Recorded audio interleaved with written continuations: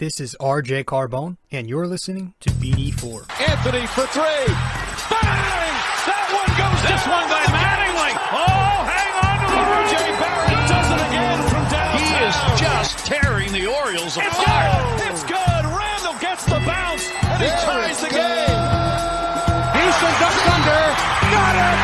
With 8 tenths left. Up and ran. Slam the other way for Aaron Judge. Penetrates, creates, and showing some dexterity as well with the left hand. Yankees win. The Yankees win. All right. Well, we got some, I guess, news. Nothing crazy, nothing out of the ordinary, but we did get a little bit of a, maybe a, I don't want to say confirmation either, to the rumors that have been going on about Julius Randle. So, I figured I'd hop on and give a quick, give some of my thoughts on this whole thing. Now, if you haven't yet checked out episode 313, where we went over and did our usual recap of the game, we went over the Knicks Heat game. Check that out. 313.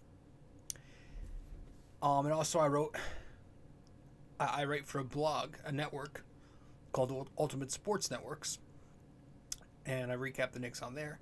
So check out the Bomber Bacher blog on ultimatesportsnetworks.com. Subscribe if you want. I write recaps, I would say, about 70% of the time on these Knicks games. So I'm pretty consistent on there, too. So check that out.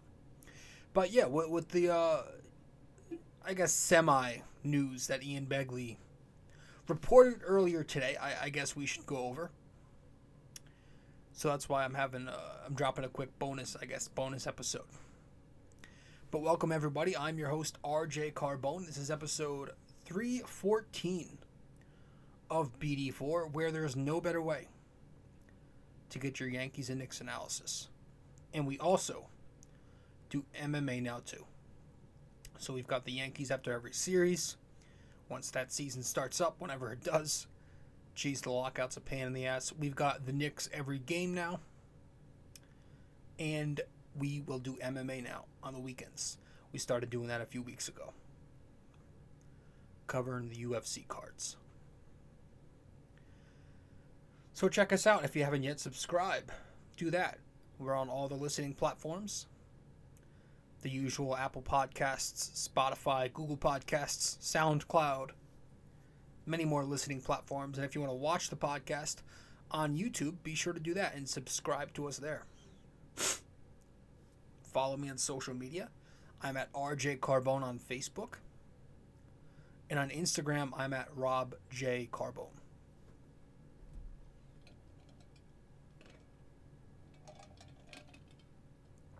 All right. The Lakers are currently playing the Sixers on TNT tonight. Tell you, man, they changed the courts, the design of the arenas, and the jerseys every night with some of these teams. It's so hard to recognize them. I almost said Washington Wizards because it looked like that. But they changed the decor so often on the hardwood. And a lot of the times the teams got their alternate uniforms, and it's so hard to tell who's who sometimes. So what happened to the old traditional home and away, and then one alternate? That's what it used to be: home, away, and you had one alternate. Now they never changed. They never used to change the court. Now even the Knicks, even the Garden's starting to change the. They changed it to black and orange the other night. Do I sound like a 60-year-old man? Probably. But if you haven't, known by now, I've got a very old school mentality with a lot of things, so bear with me. Welcome to the show. Welcome to the podcast. I'm your host, RJ-Carbone, if I haven't already said that. As I'm recording, it is January 27th on a Thursday. The week has flown by.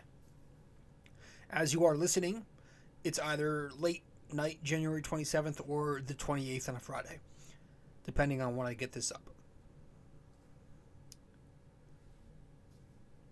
I'm currently recording 9 p.m. Jeez, it's already flying by.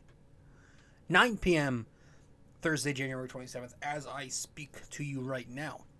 But as you are listening to this, again, it should be the 27th or the 28th. I'll have it up as soon as I can. But, yeah, so let's talk about these rumors that have been, I guess, become a little more concrete. I don't know how legit. Well, it's coming from Ian Begley, but, you know, you hear these types of reports all the time. And the report I am talking about, if you're watching on the screen here, you can see it, is that Begley said on SNY earlier today, and I put this one in quotes, one team in touch with a member of the Knicks organization recently is under the impression that Julius Randle would be available for the right return. Again, that is what Ian Begley said earlier today on SNY TV. I should start tuning into that more because, you know, I used to not watch it, or I don't watch it because I always thought it was just Mets. But apparently they do a lot of Knicks too. I mean, Begley is with SNY, so maybe I'll tune into that channel more. You know, I'm often looking for more Knicks content, and maybe MSG isn't the only place to be. Robert Randolph. Let's get to it. Let's head to our first break, and we'll talk about this little piece of news reported by Begley earlier today. When we get back from our first plug, we'll discuss it, so stay with us. Hey guys, so I've noticed that only a small portion of you who watch BD4 on YouTube are actually subscribed. So if you do enjoy this podcast, and maybe you want to be notified when new episodes release, I'd consider subscribing and also hitting that notification bell. This way we can help the channel grow, and you won't miss a single episode of BD4. Alright, let's get back to it.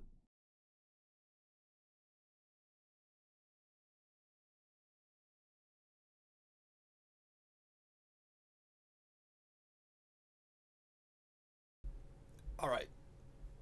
So, yeah, man, it's interesting, right? It's an interesting piece of information. Again, Begley earlier today on SNY reporting. 1 second here, let me just make sure we're set up. Reporting that one team in touch with a member of the organization recently is under the impression that Julius Randle would be available for the right return. This is what Begley reported earlier today. Listen, it's not shocking to hear this. Watching Julius Randle this season, he's checked out.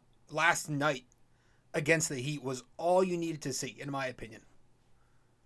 That was kind of like the tip of the iceberg for me. You talk about checked out. This may have been the most disengaged game of the season for Julius.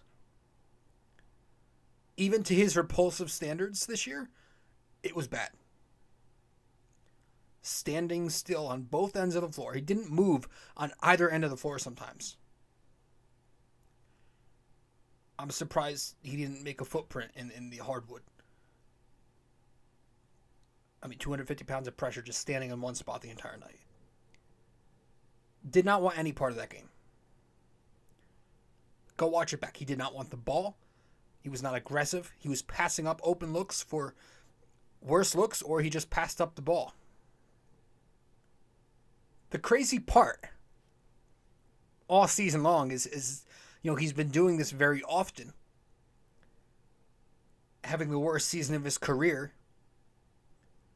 Very indecisive. All this going on, and we still go to him as often as we do in the offense. That's the insane part to me. No variations of any kind of set. It's the same exact plan of attack almost every single night. So, Thibodeau is not exactly helping the case here. I would consider doing what the Yankees do sometimes with their players. Don't they do this a lot? What was it, Gary Sanchez last season, who they gave a couple of days off when he was struggling? It was somebody. They do it a couple times a year. They really do. I forget who it was specifically most recently, but they do this. They give a guy a few days when he's in a bad mental spot. They did it with Gleyber Torres. I think that's who it was. He got benched for a few days. Consider doing it with Julius. Because, when they did it to Torres, if I can remember correctly, he came back with a bit of a vengeance. So maybe it will give Julius a wake-up call. Get him home with his family. I don't know. Tell him to take a few days off. And it gets the Knicks going in the meantime. I don't know. But it'll show some gosh damn accountability for a change from the head coach. I mean, how many times last night against the Heat did Thibodeau call a timeout and put the same exact lineup in? I understand the roster construct is not great with this team, but to not make any shakeups whatsoever, come on, man. So you've got your head coach and you got your leader checked out and your head coach refusing to adjust to that. The worst possible scenario right there.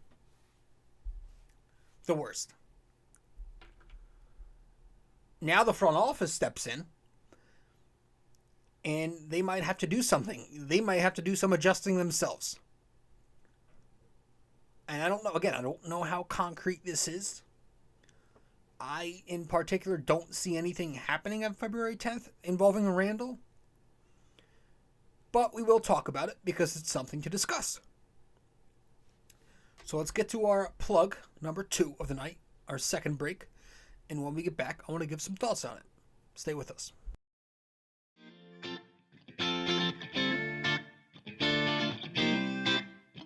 So if you guys want to follow me on social media, be sure to do so right now. I'm on Facebook at rjcarbone, and I'm also on Instagram at rjcarbone. Once again, if you want to find me on Facebook, that is rjcarbone. Instagram at robjcarbone.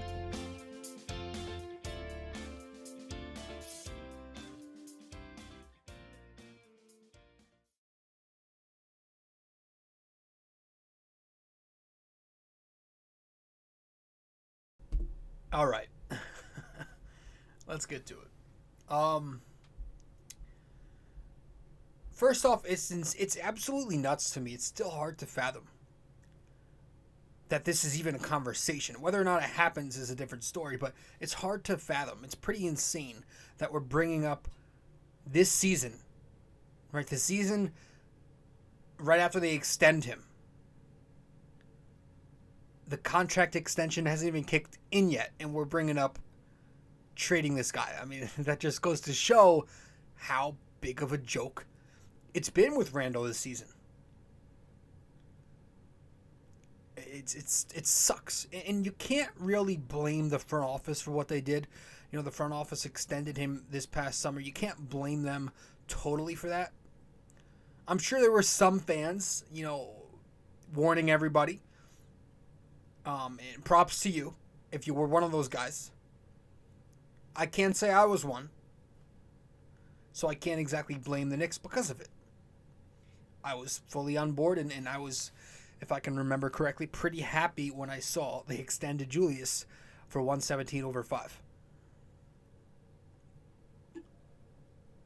But it's pretty difficult sometimes, let's be honest, as a fan, it's difficult sometimes to not be a hindsight GM. Right? We'll call it that. Because you look at it now, they still had one more year left of control over Julius and did not need to rush into it and throw him the 5 years just yet. Could have waited before doing so. And I think actually that's what my original idea was. before they threw the extension at him, I was saying, well, hopefully they can at least let him play out the first half of 2022 and then decide then. Because, that would have been a completely different story. With fans in the seats the first half of the season, that extension isn't coming this year. So had they just waited a few more months and made their decision around this time, it would have been no. It would have been no extension, and they would have just let him walk in free agency. So that sucks to know how everything worked out right now and kind of play hindsight GM. It's difficult to not do it. But we're here. We are where we are, and there's talks of the Knicks moving him this deadline for the right price. So what is that price? What can you get for Julius right now? I don't even know. What I do know is you're not getting jack if you talk to a big market franchise, right? I mean, this whole thing blew up just like that. And the way he's handling it all has been the opposite of what you want a guy you're trading for to be like, correct? He's giving thumbs down to the crowd. He's telling his own fans to F off. He's skipping press conferences while his teammates face the music for him. He's isolating from himself in the team huddles. He's sitting alone at the end of the bench. He's not handling this great. So if this was just simple, Randle is underachieving in the year 2021-22, I could see a big market team still being intrigued, and I could see his value being much higher. But the way he's handled this whole thing is very bad for his trade value when you combine that with he's not playing well at the same time. So I don't see any big name trade happening, unfortunately. He's just got way too low a stock because of that. De'Aaron Fox and Tyrese Halliburton over in Sacramento, there's been some noise there. I don't see it. Maybe they might be interested because they're a smaller market franchise and there's less pressure on Randle. But if that even happens, I don't see Randle going over there as the lone player. He's going to be included in a package deal with some pot sweeteners. Maybe you have to attach a few picks in there and a young player or two if you're Rose.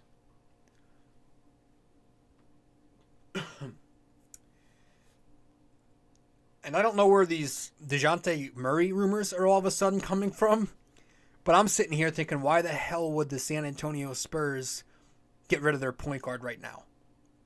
25-year-old kid, he's a great player, a great young player on the rise. And I was listening to his show. They made an excellent point. This could very well be Greg Popovich's last season, possibly, right?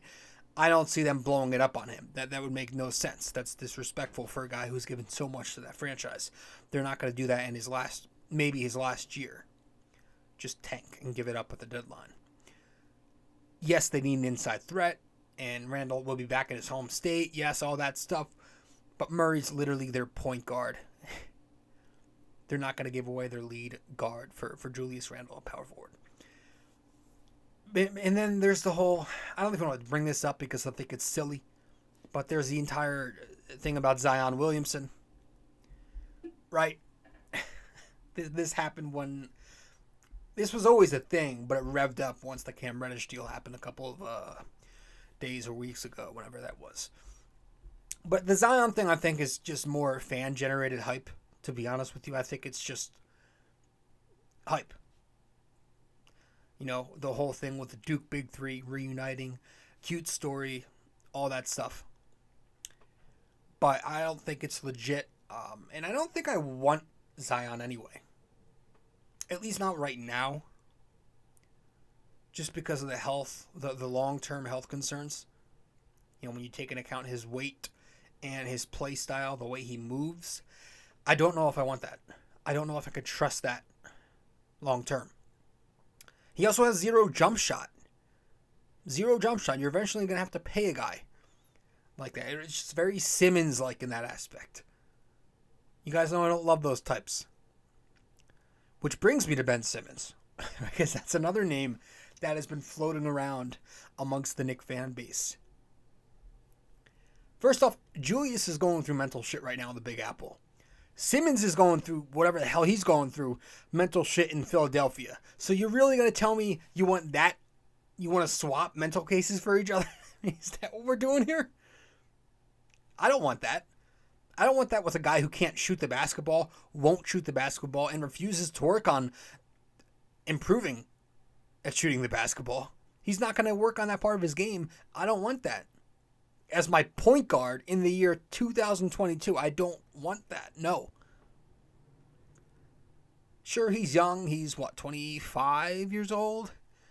But he's shown no signs that he's been working on his jumper. No signs at all. No legitimate signs that he's worked on the thing, even since his LSU days, dude. I don't want that. Did you see him in the playoffs last year? Did you see him against Washington and against Atlanta? He's free throw shooting? I'm going to read off some of his free throw shooting efforts from different postseason games in 2021. In no order. These are just, I was looking at his game log before Simmons, and some of his free throws, oh my God. So he goes 0 for 3 from the line in one game, 0 for 6, 1 for 5, 3 for 10, 5 for 11, 4 for 14. Overall, he shoots 34% in the postseason last year. So you're paying that guy all that money plus trading assets for a guy you can't rely on late in games? Yeah, no thank you. I don't even think he's going to handle the big market of New York if he comes here. I don't think he can't handle it in Philly. That's very big. I don't think he's going to handle it in the city of New York. There are the Jalen Brunson talks. If anything, I think the Knicks are going to wait until he hits the free agent market this summer. I don't think they're going to risk moving assets just to, lose Brunson potentially in the offseason. I know Dallas is Julius's hometown, but I don't see that happening. They're also exploring options. I read on Bleacher Report, the Knicks are exploring options for Kemba Walker, Alec Burks, and Evan Fournier. That was reported a couple of hours ago. Now that I think is more realistic. That can actually happen.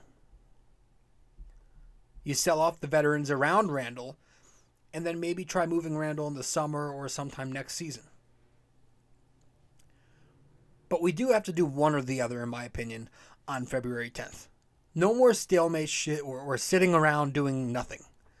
I think the Knicks do have to do something. I know Derrick Rose is returning. That's nice, but he's not changing the landscape of the team. He's not going to turn the season around. He's going to help, but he's not going to turn it around. At one point or another, something has got to give. So if Randle is still here after February 10th, I would hope that some guys are gone. And even if we do or don't have a playoff shot in the second half of the year, something needs to change with Julius. Something, this organization has to do something. Does anybody know where Leon Rose is? Gosh, I don't even remember what the guy sounds like. It's been so long. And give me a break with I know he's not a media guy, but you're in New York, pal. You're the GM, whatever your title is. You're an executive in New York City. The city doesn't adopt to you. You've got to adopt to the city. It would be nice to hear from the guy every once in a while.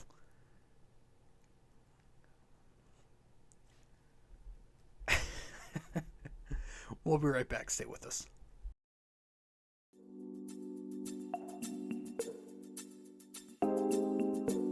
So BD4 is on so many platforms to listen to. You can listen to us on Apple Podcasts, Google Podcasts, SoundCloud. You can listen to us on Spotify. You can find us on our sponsor, Anchor, and many other listening platforms as well, wherever you get your podcast. But we are also available to watch on YouTube. So if you want to watch us on YouTube, go subscribe there. But if you prefer to listen to us, again, many, many, many listening platforms. Just be sure to subscribe, download, give us a rating, a review, comment, share the podcast, and all that fun stuff. This is BD4, where there's no better way to get your Yankees and Knicks analysis.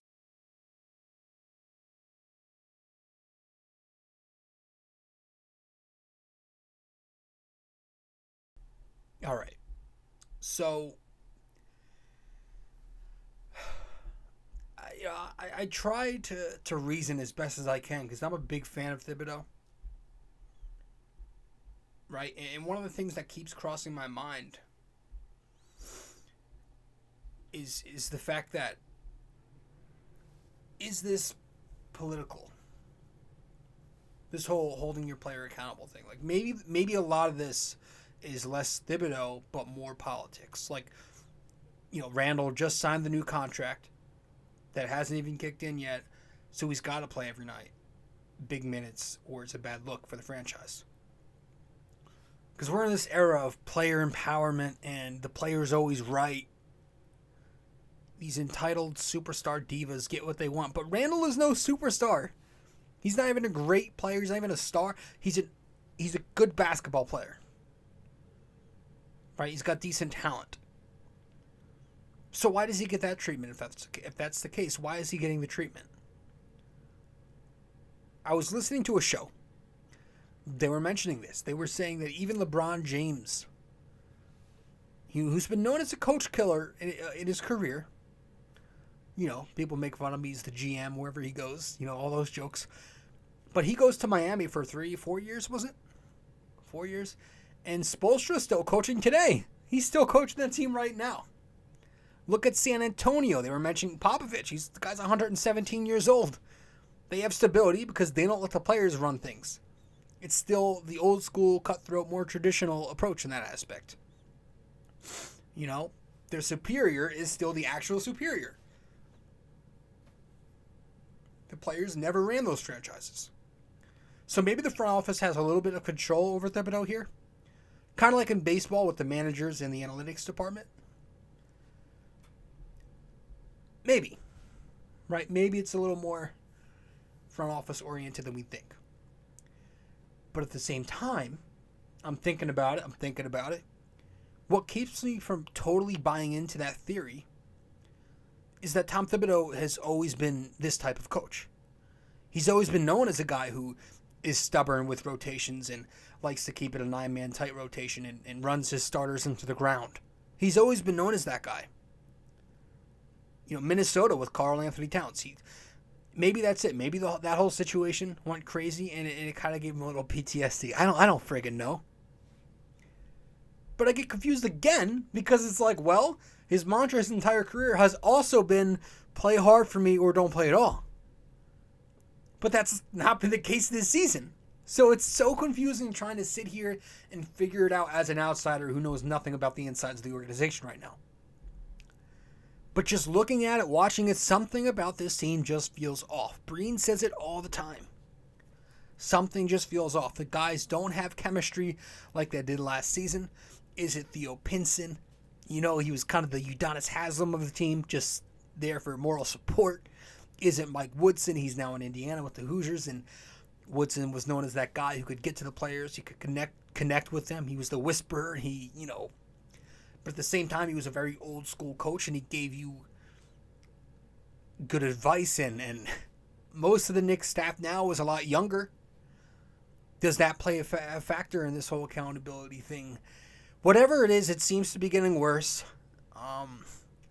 Because now they're calling out Tibbs passive-aggressively. Obviously, Jeff Van Gundy, that whole thing last night on ESPN, the definition of insanity, blah, blah, blah.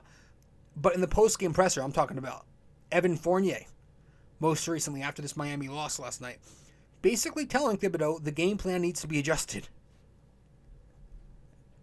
Yeah. And actually, there's a report here by another one by Begley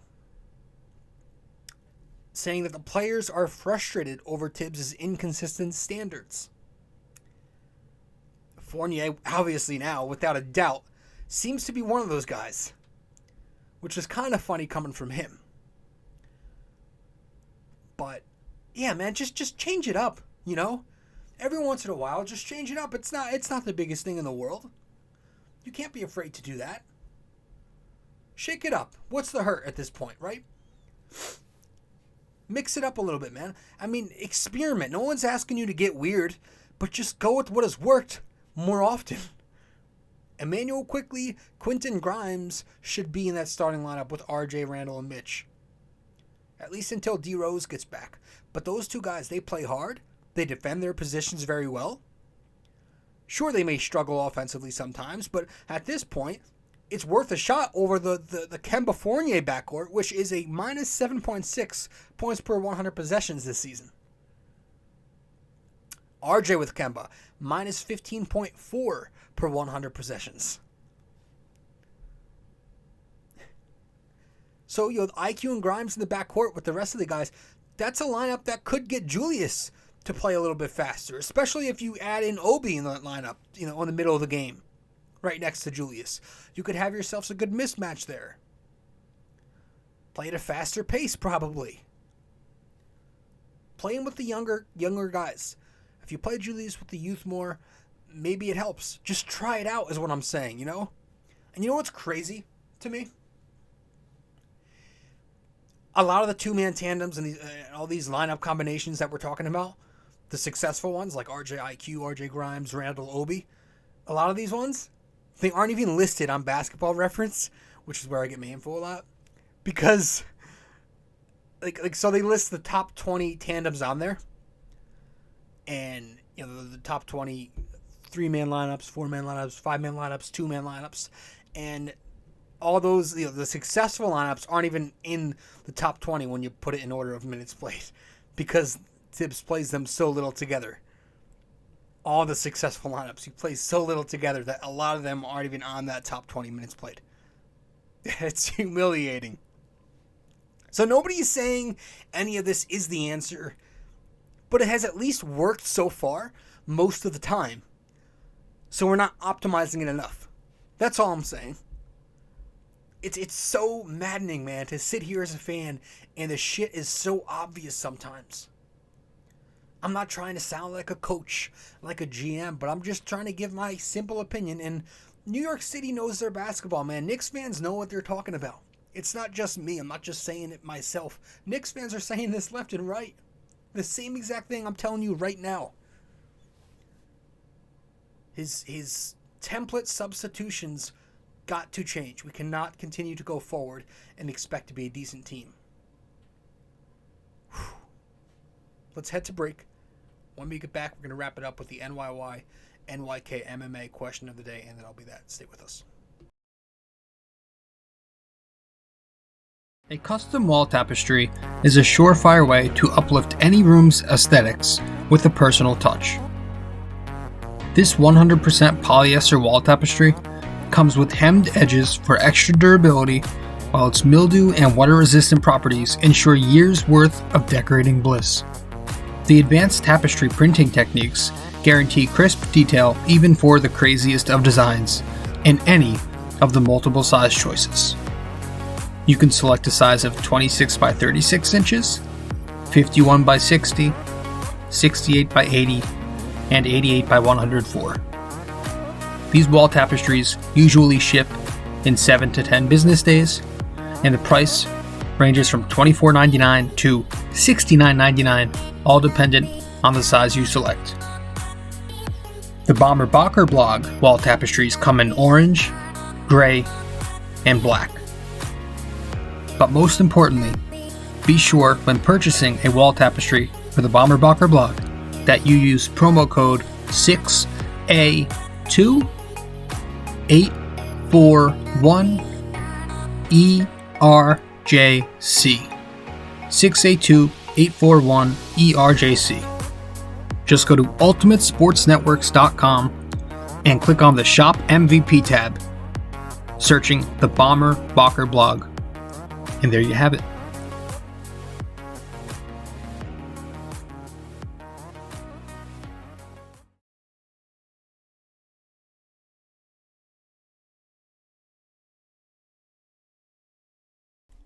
All right, guys.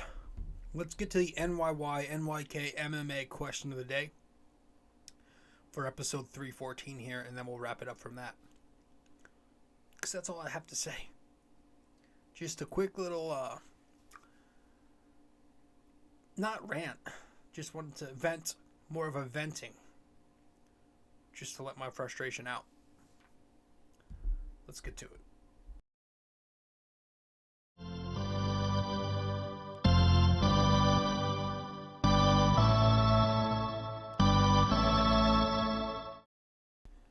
So our NYY-NYK-MMA question of the day for 314. Obviously a Knicks episode, so it'll be a Knicks question. Who was the starting point guard on opening night for the 2014-15 Knicks? Who was the starting point guard on opening night for the 2014-15 Knicks? Let me know the answer on Facebook or Instagram, whether that be in my comment section once I publish the promo to this episode, or in my DMs, and I'll give you a shout out on the next episode if you get it correct. That next episode will be out by, I would say, Saturday. It's a late night game tomorrow, Friday, against the Bucks at 10 p.m. Eastern, so I'll probably have it out by the next morning. But I hope you guys enjoyed this episode of BD4. I'm your host, rjcarbone. Episode 314 is in the books. Again, just talked about the Julius Randle rumors, and I don't think Randle's going anywhere this year. I would pick up the phone, do my due diligence, do my due diligence, see what's up, see what other GMs have to say, call McNair in Sacramento, see what's up with Fox and Halliburton. Oh, man, that would be nice. But I wouldn't get your hopes up as far as this season goes. When it comes to moving Julius. I just don't think that's happening. But again, like I said, hopefully we can get Noel out of here. We don't even know when that guy shows up. He's literally missing 4 of every 7 games, I would say. I mean, it's been like that. You don't know when he shows up. Same with Kemba. Now, Kemba's only worth $8 million, so you can easily waive him. But maybe you can send him somewhere to the Western Conference, get him out of here. I don't know. But he has to go. If you can move Burks, that'd be great. That would open up a lot of playing time for Grimes or McBride or Cam Reddish, who, poor guy, hasn't played really at all. 5 minutes in his first debut, and then he played a couple of garbage time minutes where he did not look interested in coming in the game last night. So it sucks. But that's it, guys. Hope you enjoyed. I'm your host, RJ Carbone, episode 314 of BD4, where there's no better way to get your Yankees and analysis, and we do MMA now too on the weekends. All right, guys, I'll talk to you next time. All right, ciao.